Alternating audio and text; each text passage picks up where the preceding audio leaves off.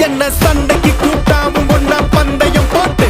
நான் அம்பைய போல வந்தண்டி மன்னிப்பு கேட்டு அப்பையும் வீட்டுல கொட்டுக்க போறாங்கல்ல போலீஸ் கம்ப்ளைண்ட் முஞ்சா என்ன கூண்டுல நிப்பாட்டு நம்மளுக்கும் இருக்கு சப்போர்ட் உன்னை கூட்டுன்னு போவேன் ஜீப்ல